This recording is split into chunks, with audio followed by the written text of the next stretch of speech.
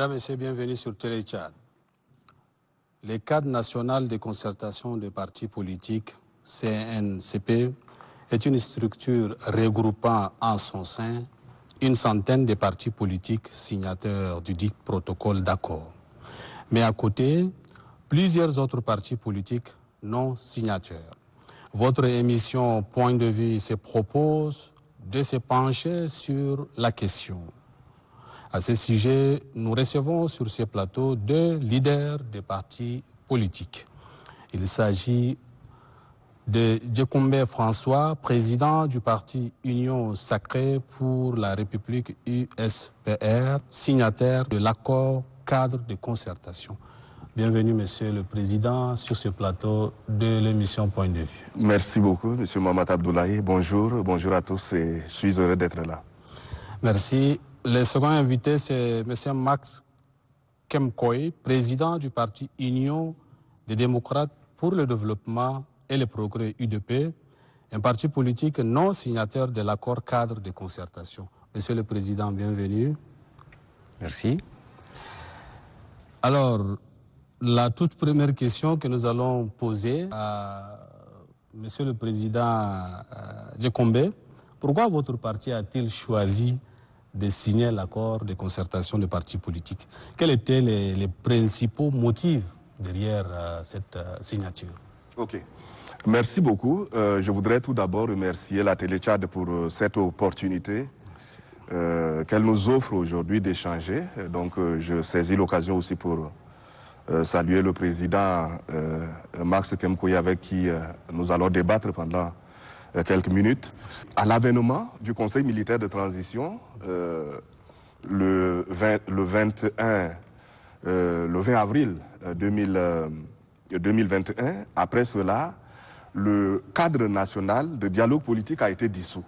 Donc nous avons salué la dissolution du CNDP à l'époque par le président du CMT d'alors.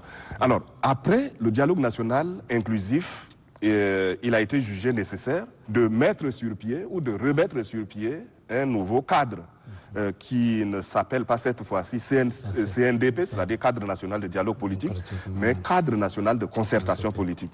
Alors c'est un cadre, comme le nom l'indique, qui permet donc aux acteurs politiques de se concerter, parce que nous sommes quand même d'obédiences différentes, de tendances différentes, mais s'il y a un cadre qui réunit l'essentiel des partis politiques, je crois que c'est le plus important. Donc, en tant qu'acteur politique, naturellement, l'Union Sacrée pour la République, notre parti ne peut qu'adhérer à cela pour pouvoir participer aux concertations, aux échanges, donc aux côtés d'autres acteurs politiques. Mais je voudrais simplement relever que vous avez dit qu'il y a eu une centaine de partis qui ont signé. Si ma mémoire est bonne, aujourd'hui, ça tourne autour de 200. Peut-être faudrait-il voir le coordonnateur, parce que lorsque nous avons signé, même à l'époque, on était 197e à peu près. Et après cela, il y a beaucoup d'autres partis qui ont signé. Donc, sur les 260 partis, légalement constitués, je crois qu'il y a peut-être une infime partie qui n'a pas jusqu'à présent. Oui, la majorité a signé le cadre. D'accord. Alors, Monsieur le Président, vous, pourquoi votre parti n'a pas signé cet accord? Bien, j'aimerais aussi, dans le même sens que le président Djekombé, pour vous remercier pour cet effort que je voudrais dire, un courage exceptionnel. Vous savez, nous sommes des partis politiques qui ne courent pas la prétentaine pour des positionnements politiques, pour des opportunismes politiques. Hein. Ça, absolument pas du tout. Deuxièmement, nous sommes des partis politiques de compromis, mais pas de compromission. Le rôle des partis politiques que nous sommes, sur le plan institutionnel, ce n'est pas de se retrouver pour se concerter. C'est pas ça le rôle et la fonction des partis politiques. Je défie quiconque de me dire le contraire de ce que j'ai dit. Ce n'est pas ça le rôle du parti. Mais comme le pouvoir veut d'un instrument de compromission, parce qu'il a eu déjà par le passé à son actif la compromission qui lui a permis de proroger la 3e législature, parce qu'il est dit dans l'accord de 17 avril 2015 comme quoi c'est jusqu'à la mise en place de la nouvelle législature, d'une nouvelle Assemblée nationale. Vous voyez le niveau de compromis. Donc nous, et de compromission, nous, on n'est pas partis pour cela. Cet organe-là aujourd'hui, parce que c'est pratiquement le même objet du CNDP qui est reconduit dans le CNCP, qui est le cadre national de concertation des partis politiques, qui, de notre point de vue, les partis politiques n'ont pas besoin d'un cadre pour se concerter. Leur rôle, c'est pas du tout cela. Et donc, quand vous les réunissez ensemble, on va vous... Et ça aussi, en perspective, nous savons à quoi ça va arriver. C'est notoirement si la transition perdait sur le plan de chronogramme à arriver au résultat attendu, c'est normal qu'on puisse avoir un cadre dans lequel une forte majorité des partis politiques s'y retrouvent pour pouvoir prendre encore une fois des compromissions au dos du peuple pour leur dire que voilà, nous décidons de la prorogation de la transition parce qu'il n'y a pas 36 façons de l'organiser. C'est un objectif politique calculé. Et donc pour nous, nous ne sommes pas prêts à nous engager dans ces genres d'entreprises parce que ce n'est pas du tout notre rôle. Et vous croyez que, je vais vous dire, en plus de ça, sur le plan institutionnel, c'est une entrave et un préjudice à la démocratie naissante, à la démocratie parlementaire naissante. Parce que vous, parti politique, vous ne pouvez pas vous retrouver là, dans un cadre, parce que vous n'avez pas l'initiative de la loi. Du point de vue du droit, il n'y a que deux initiatives, soit le président de la République ou les députés qui ont l'initiative de la loi. Mais quand un organe politique dit, voilà, nous faisons comme ça, nous donnons ici pour que cela transmette en loi de la République, c'est pourquoi j'ai dit c'est une entrave à la démocratie parlementaire naissante. C'est pour dire que à quoi sert bon d'avoir des députés, c'est pas le rôle des partis politiques, de faire des projets ou des propositions, c'est pas du tout leur rôle. Donc, de notre point de vue, c'est pas du tout ce que nous cherchons. Si nous voulons faire avancer notre démocratie, si nous voulons aider au débat politique tel que ce que vous organisez, pour pouvoir former, structurer l'opinion, c'est ça le rôle des partis politiques, structurer et former l'opinion. C'est de prendre, exercer le pouvoir avec ou sans l'aide des autres, mais pas se retrouver dans un cadre pour s'engager dans une compromission, comme nous avons été déjà victimes en 2015. Est-ce que vous ne pensez pas qu'il fallait peut-être intégrer le groupe et exprimer sa position en interne que de rester à l'écart En 2019 ou 20, nous avons mis en place ce qui a été appelé à l'époque G24.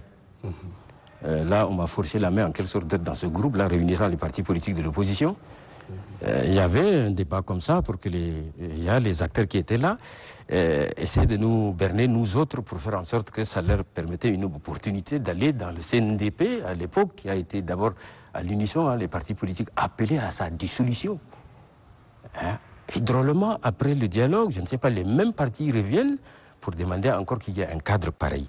Et vous savez, j'avais dit à M. Saleh Kebzabo, qui m'a appelé un soir, pour me dire, mais pourquoi tu quittes le G24 ? Il dit non, je quitte le G24 parce que donne-moi seulement une seule production politique que le CNDP a posée pour l'avancement et la vitalité de notre démocratie, pour enrichir le débat politique, et tu me convaincras d'aller réintégrer le G24, puisque ce groupe-là, deux d'entre nous, en l'occurrence, l'actuel ministre de la Justice, si ma mémoire ne me trompe pas, il y a un deuxième qui ont signé cet accord pour aller au CNDP.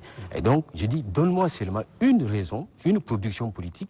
Alors, ne serait-ce que ce qu'il peut me dire éventuellement, c'est notamment cette loi constitutionnelle du 11 mars 2012 permettant la prorogation illégale, excusez-moi, d'une législature. Une législature ne peut pas être prorogée par une loi constitutionnelle. Il faut repartir, demander votre consentement, vous, en tant que peuple. Est-ce que vous voulez qu'on continue ou pas ? Mais il n'a pas pu. Donc j'ai dit, bon, si c'est ça, je garde. Je ne reste pas membre du G24. Continuez votre entreprise. Mais moi, c'est comme ça, dans la constance et la cohérence politique, j'y suis resté. Et aujourd'hui, dans notre cadre de groupe, on est 13 partis politiques qui tous n'ont pas signé. Quand ils parlent d'une infime minorité, peut-être c'est les 13, c'est peut-être les 15, il y en a peut-être, je ne sais pas au-delà.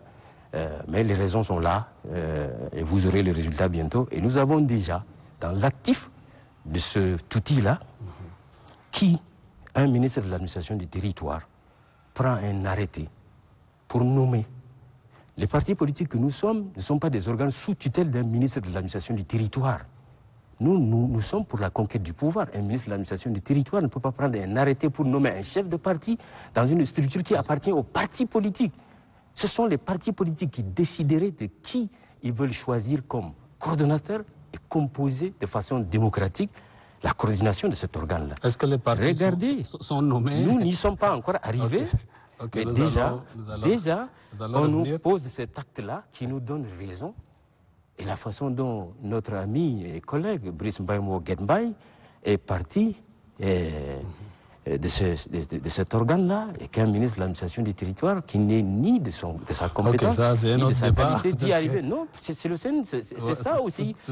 Comment c'est un outil entre les mains du pouvoir pour pouvoir manipuler et orienter les choses en sa faveur. D'accord, Président. Est-ce que vous qui avez accepté de signer cet accord, est-ce qu'on vous a nommé au sein de cette groupe? C'est le ministre de l'administration. Est-ce que c'est ce que le Président dit, c'est ça? Est-ce que c'est... Est-ce qu'il est membre il n'est pas membre de la coordination aussi, je ne sais pas. En tout cas, il est le signataire, il peut quand même dire quelque chose, Monsieur le Président. Et puis, lorsque le Président dit que vous êtes un cadre de compromission, ce que vous dites? Non, écoutez, je crois que c'est le sens du débat. Moi, j'aime le débat contradictoire. Le président Max Kemkoy, c'est sa position, que je respecte. Mais je crois que lui, par rapport à nous autres, nous sommes peut-être un peu plus jeunes en politique. Moi, je suis entré en politique en 2018, alors que le cadre du 7 août 2000, du 13 août 2007 dont on parlait date de plus de 15 ans en arrière. Donc, par rapport à l'expérience politique, peut-être que je n'ai pas son expérience. Il a eu l'expérience avec l'accord politique du 13 août 2007, ensuite du CNDP, etc., etc. Donc il parle certainement en connaissance de cause. Mais moi je pense que l'existence d'un cadre de concertation politique, de dialogue politique entre les acteurs, ce n'est pas ça qui va peut-être vous empêcher d'exprimer un peu le régime en place. Non, non, non, pas du tout. Parce que chaque parti a son indépendance politique. Lorsqu'on se retrouve, le cadre, par exemple, le CNCP, tel qu'il existe aujourd'hui, c'est vrai qu'on n'a pas eu des activités en tant que telles. La première activité est celle qui vient d'être organisée. Pour comprendre quelque chose, quelle est la mission concrète de ces cadres? Non, mais écoutez, je crois que la classe politique, elle est multiforme. Elle est diversifiée. Vous avez... Avant la transition, vous avez la majorité, vous avez l'opposition, vous avez des sujets sur lesquels c'était difficile de s'accorder. Vous voyez? Et lorsqu'il y a un cadre qui permet donc aux acteurs de se retrouver pour se concerter, parce que même au sein de l'opposition, en France, on parle des oppositions, on ne parle pas de l'opposition. Parce que d'aucuns penseraient que, voilà, quand on parle de l'opposition à la tchadienne, une personne est là, la tête pensante est là, et puis les autres s'alignent derrière cette personne comme des moutons. Ça ne se fait pas comme ça. Il faut parler plutôt des oppositions. Donc même au sein de l'opposition, il y a des voix discordantes, il y a des voix divergentes. On ne s'entend pas sur les mêmes choses. Et lorsqu'il y a ce cadre-là, ça permet de s'accorder peut-être sur le minimum. Indépendamment de nos positions, de nos points de vue, de nos projets de société, de nos programmes de société, etc., de s'accorder. Lorsque vous prenez par exemple le CNDP, je ne défends pas le bilan du CNDP, je n'en faisais pas partie, mais lorsqu'il était question par exemple de mettre sur pied des organes pour aller à l'élection, mettre sur pied les regroupements, etc., etc., et il y a d'un côté vous avez l'organe qui organise les élections, la CENI, qui fait des propositions. Vous avez le bureau permanent des élections, mais vous avez aussi le CNDP qui fait des propositions, qui essaie de regrouper un peu tout ce qu'il y a comme parti, qui fait des propositions de répartition de postes en fonction de tel parti est sur tel territoire, etc. Donc, moi je crois qu'il y a ces petites combinaisons-là, mais on ne peut pas appeler ça compromission. Bon, je ne sais pas exactement ce que le président Max appelle compromission, mais lorsqu'il explique que c'est ce cadre qui a permis, par exemple, de proroger la législature, etc., ça c'est quelque chose que je n'arrive pas à bien comprendre. Mais moi je crois que nous, en étant dans le cadre, c'est pas ce n'est pas sous une forme de compromission. Le fait d'être dans le CNDP, le cadre national de concertation des acteurs politiques, d'ailleurs nous avons un représentant au titre donc d'un regroupement qui est membre de ce cadre-là, mais personnellement je n'y suis pas, mais nous avons un représentant qui est là. Mais je crois que c'est dans le cadre même de la transition qui permet aujourd'hui d'aller de l'avant, parce que n'oublions pas que nous ne sommes pas dans un système classique de régime où vous avez d'un côté le parti au pouvoir et puis de l'autre côté les partis d'opposition. Nous autres, c'est vrai, nous étions dans l'opposition, mais depuis le 20 avril, après cela, c'est vrai, nous étions restés dans les manifestations. Mais nous avons dit, il faudrait quand même peut-être aller vers une solution un peu consensuelle, en acceptant donc d'accompagner la transition. Et c'est cette position qui nous a permis d'assouplir notre position. Donc aujourd'hui, le fait d'être, que ce soit au CNT, que ce soit au CNCP, le cadre national de concertation politique, c'est pas une forme de compromission. Nous cherchons ensemble des solutions. C'est pour avancer. C'est pour avancer. Nous cherchons ensemble des solutions pour aller de l'avant, sortir de la transition, aller vers un processus normal. Et je crois que c'est aussi dans l'intérêt de tout le monde, y compris du président Max Kemkoï, qu'il y ait un retour à l'ordre constitutionnel, que cette transition-là s'achève dans de bonnes conditions et que nous allions vers des élections pour aller de l'avant. Ok. Alors le cadre, c'est pour avancer, hein, on a écouté tout à l'heure. Le fait que vous n'avez pas signé, est-ce que vous pensez qu'il y a vous ratez quelque chose? Bon, nous, on ne rate rien, puisque ce n'est pas notre objectif. Vous savez, nous sommes dans un processus référendaire qui, en principe, devrait être ouvert. Depuis l'élaboration du projet de constitution, où on devrait vous impliquer, vous, en tant qu'un corps entier, dont les médias, qui devraient siéger dans ce qui devrait être une constituante, les magistrats, nous, partis politiques, on devrait... Mais c'est un groupe de personnes triées sur les volets pour élaborer un projet de constitution. Et donc, à ce niveau, eux, en tant que cadre dit national de concertation des partis politiques, ont-ils été associés? Avaient-ils eu au départ ce projet pour discuter, faire leurs propositions, ramener à ce comité pour pouvoir renvoyer ce projet en examen au niveau du CNT? Je doute. Deuxièmement, est-ce que ces cadres-là avaient-ils été associés, comme le CNDP à l'époque, dans le recensement électoral biométrique de 2015, dans l'organisation des élections, etc. Et là, ça les échappe coup sur coup, comme le sable mouvant sous les pieds d'une personne. Et donc, ils étaient associés simplement dans les missions d'installation, de démembrement des CONEREC à l'intérieur du pays. Je ne sais si c'est pour des questions de per diem, mais ils ne devraient pas accepter cela. Ils sont des acteurs politiques majeurs. Le président est là, peut-être qu'il Ils va sont nous des clarifier. acteurs politiques majeurs. Est-ce que c'est le cas, monsieur le président? Ok, nous allons revenir à vous. Est-ce que c'est vraiment le cas, les partis, les cadres ne sont pas associés? Mais moi, je crois que c'est... Lorsque le président Max Kemkoï dit que le cadre n'est pas associé, c'est la nécessité, c'est l'importance du cadre. Ça veut dire qu'il pense que c'est important que si le cadre existe, il pouvait jouer ce rôle. Donc moi je crois que lui, en étant dans le cadre, il pourra aider par exemple avec ces propositions-là pour aller dans ce sens. Non, mais moi je crois que par rapport au projet de constitution, le cadre n'a pas fonctionné comme il le fallait. Les 4 ou 5 premiers mois, avec un coordonnateur finalement qui a été remplacé. Moi je crois que il y avait une sorte un peu de paralysie donc du cadre national de concertation des acteurs politiques par rapport donc à une sorte de guéguerre de leadership au niveau donc de la coordination.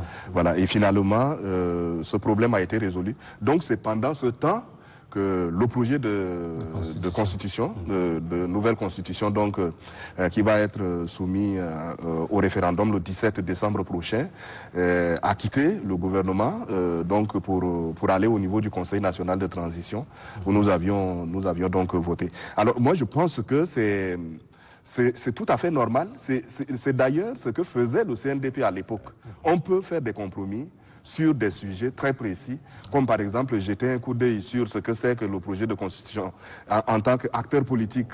Quelle est notre lecture par rapport à cette constitution-là, etc., avant donc peut-être d'envoyer, même si, comme il le dit, il a aussi raison, le cadre national de concertation politique ne peut pas se transformer en une sorte de Sénat ou bien d'Assemblée nationale, mais c'est quand même des acteurs politiques et la Constitution, c'est quelque chose d'éminemment politique et il faudrait que les acteurs se prononcent sur certains sujets, s'il y a certains couacs à corriger, etc. Donc, moi, je pense que si le cadre n'avait pas eu cette opportunité de jeter un coup d'œil, c'est uniquement dû donc à ce problème de dysfonctionnement là au niveau de la coordination.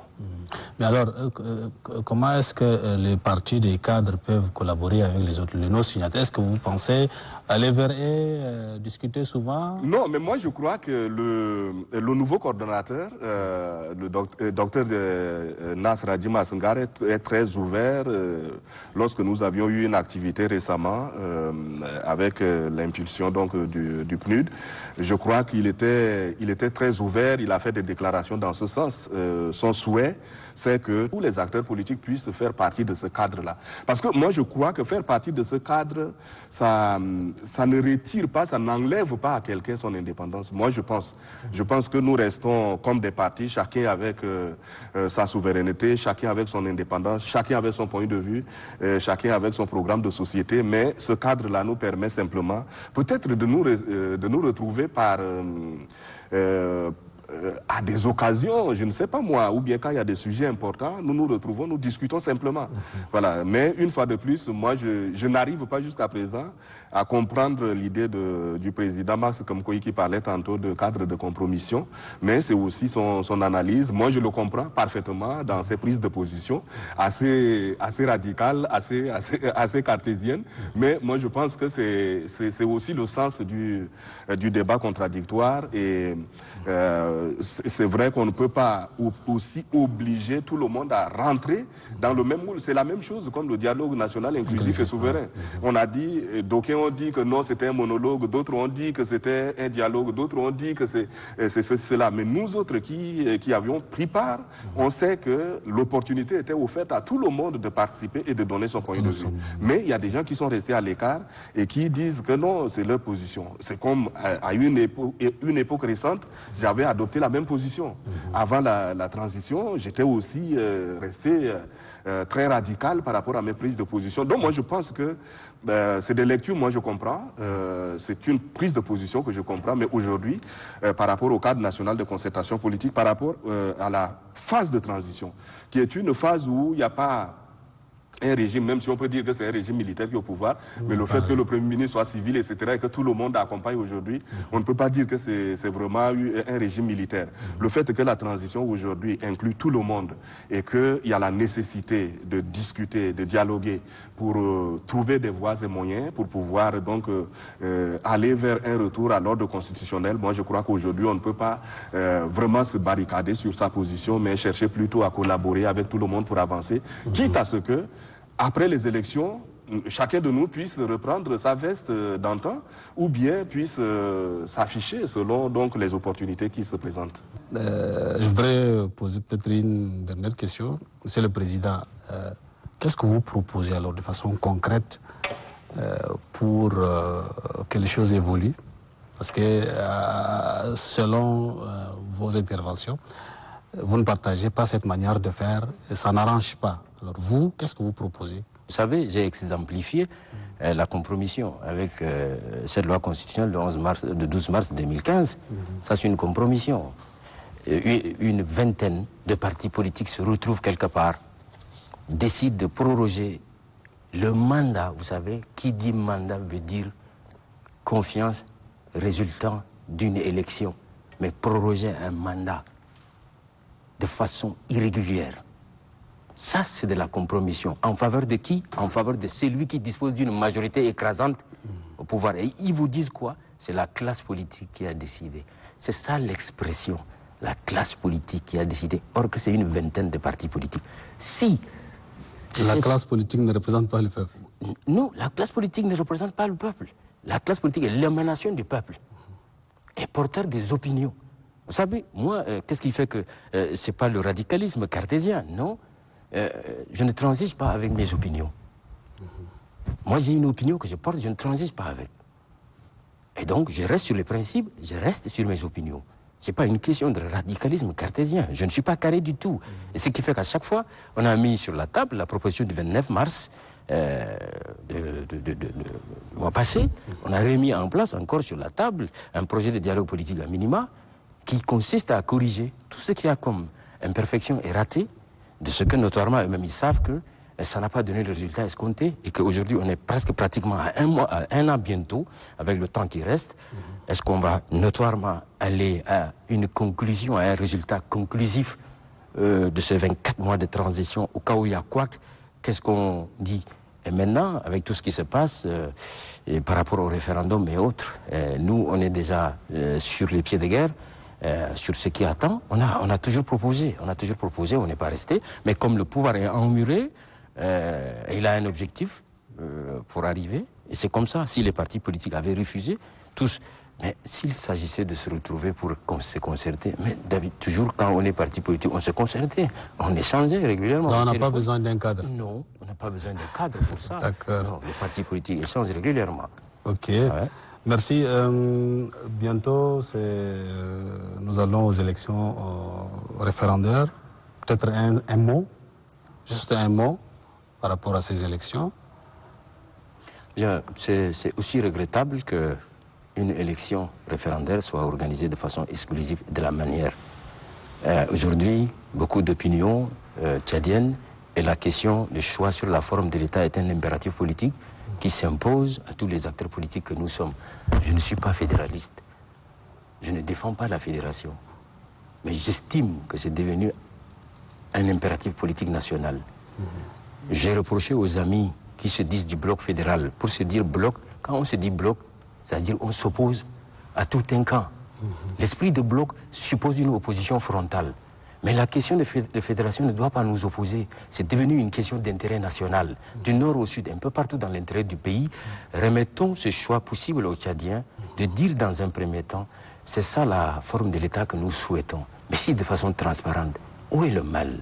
Mais mettons balle à terre, comme dit Saleh Kebzabo, et jouons franc jeu.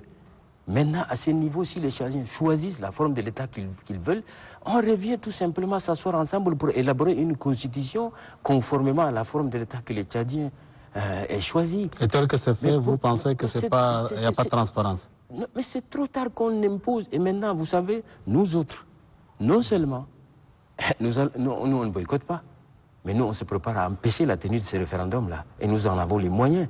Et les autres fédéralistes-là... Donc vous êtes les partisans de non? Non, on n'est pas les partisans de non. Les partisans de non sont peut-être les fédéralistes qui sont allés en campagne et tout ça, qui veulent aller en campagne, mais nous, c'est pas ça. Et donc, si les fédéralistes ne votent pas, si les autres Tchadiens ne votent pas, vous savez, pour adopter une constitution, il ne s'agit pas de la majorité simple sur le plan du droit, c'est la majorité qualifiée. C'est un peu au-delà de la majorité. Mais est-ce qu'ils vont avoir les 70% des Tchadiens qui vont voter cette constitution? Je ne pense pas. Et dès lors qu'il n'y a pas une majorité qualifiée, il n'y a pas de constitution. À cet instant précis, il n'y a pas de transition. Non, il n'y a plus un chef d'État. Attendons les résultats donc. C'est dangereux ce qu'ils font là. Attendons il les faut résultats. arrêter avec ça et que les gens se ressaisissent. Là, mon ami est conseiller au CNT, qu'ils se ressaisissent au niveau du CNT pour éviter ces dangers qui nous guettent là. C'est dangereux. Il faut respecter. C'est qu'eux-mêmes, ils ont décidé au dialogue. Il faut respecter ça. C'est tout ce que nous disons. Ok, merci Président. Président, Bon, vous mais aussi. moi, je crois que c'est une étape importante vers les élections, la nouvelle constitution. Moi, en fait, je refuse de réduire la nouvelle constitution à sa plus simple expression, à savoir la forme de l'État, parce que cette nouvelle constitution-là, ça a été décidé par les participants au dialogue national inclusif et souverain, qu'il fallait une nouvelle constitution, donc calquée sur la constitution du 31 mars 1996, qui est jugée par beaucoup de Tchadiens comme la meilleure des constitutions. Et moi, je crois que c'est ce qui a été fait avec quelques articles qui sont venus encore étoffer cette nouvelle constitution. Là, vous avez des nouveautés dans cette constitution. Donc moi, je pense qu'il faut sérénement se préparer pour l'élection référendaire du 17 décembre prochain. Je n'arrive pas à comprendre la contestation ou bien l'idée de boycott de mon ami monsieur Max, le président Max Kemkoui.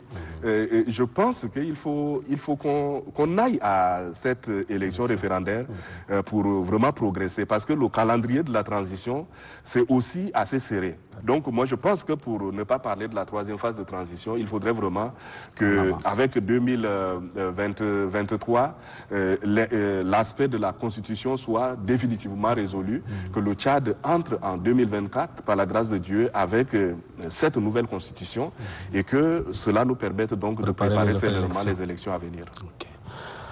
Merci, Président Djekombé François. C'est moi qui vous remercie.